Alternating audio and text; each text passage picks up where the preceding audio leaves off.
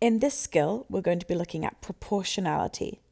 That means we look at an equation and figure out the relationship between x and y, and we can use that to figure out how y would change if x changed by a certain amount.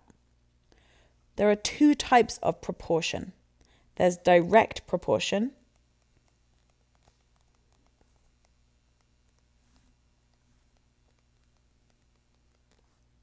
that's where two things have a relationship, so that if x increases, y increases, or if x decreases, y decreases. The other type of proportion is inverse proportion.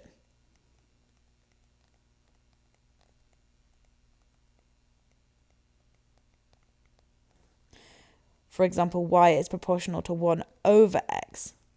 In this example, if x increases, y decreases, or if x decreases, y increases. So direct proportion means that the two variables change the same way as each other, either both increasing or both decreasing. Whereas inverse proportion means they change in opposite directions from each other. So if one decreases, the other increases, and vice versa. Let's look at this example we have here. Y is equal to k times x squared. And we're looking at the relationship between y and x.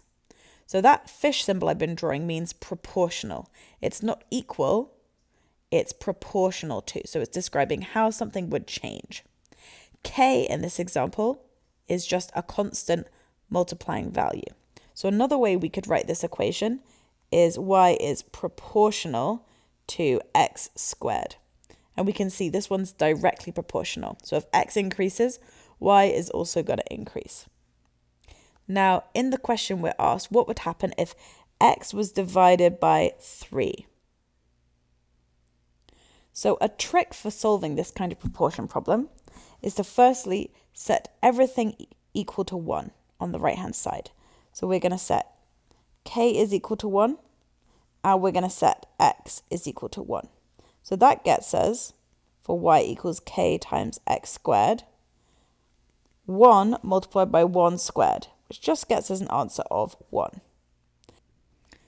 Now, what if we still had k is 1, but now x was 1 divided by 3?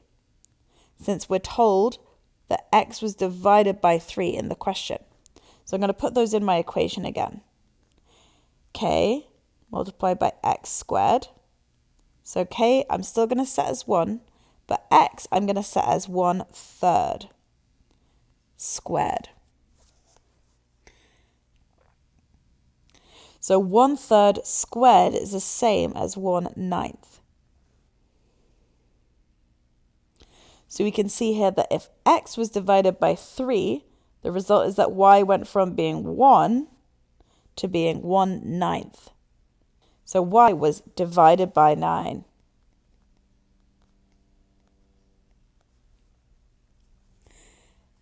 Looking at our question to start with, this makes sense because y is directly proportional to x squared. That means if x decreases or is divided, y is also going to decrease or be divided, which is what we found. But because it's squared, it's not by 3, it's by 3 squared, which gives us 9.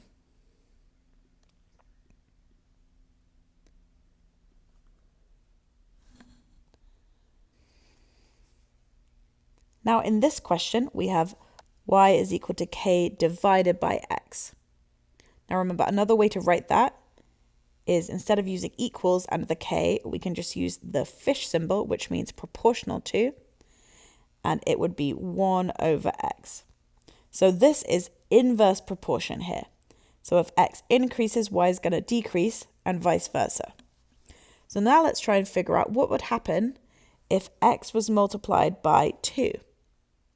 So again, I'm going to start off by setting everything on my right-hand side to 1. So I'm going to set k is equal to 1, and I'm going to set x is equal to 1. I'm going to put that into my equation, which is y equals k divided by x. So k is 1 divided by x, which is 1. That gets me an answer of y is equal to 1. Now let's try again. This time, again, I'm going to set k equal to 1.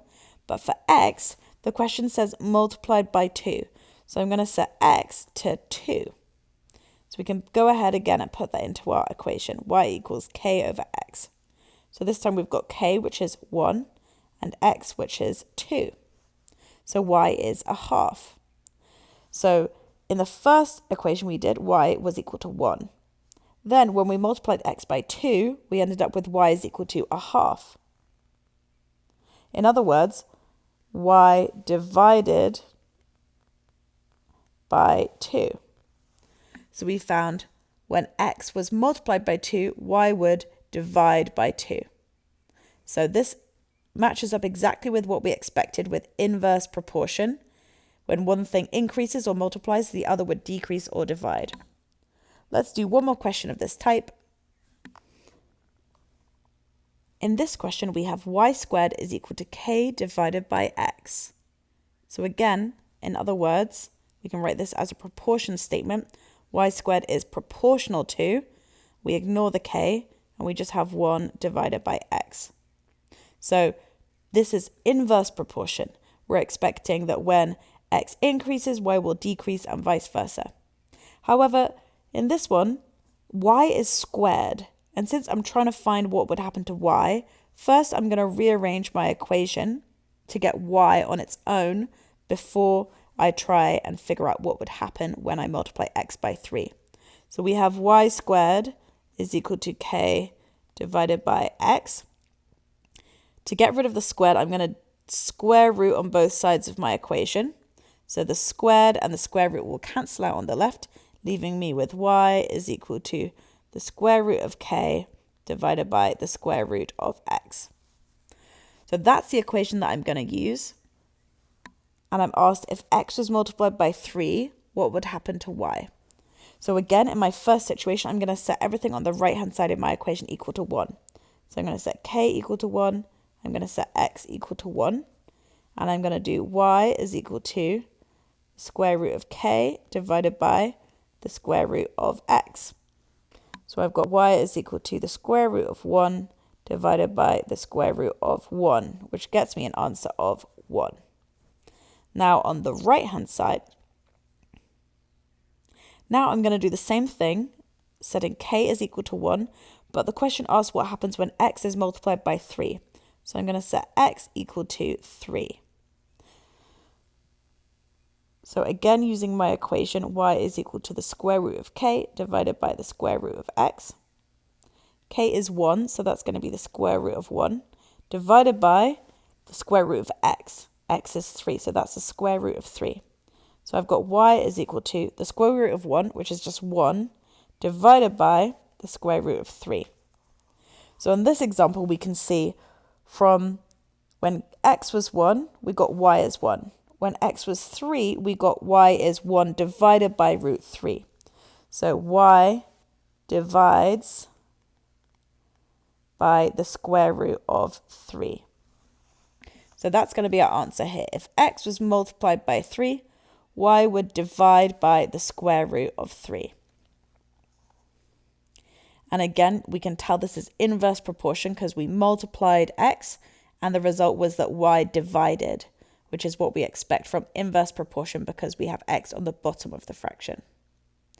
So in these questions, in order to figure out what would happen, firstly set k and x both equal to 1 and figure out what your y would be in that case. Then set k equal to 1, but x equal to the thing you're trying to find. So if x is multiplied by 3, we're going to set x to 3. If x is divided by 3, we're going to set x to 1/3. Then go through and figure out what your y would be. That change tells you what would happen to y.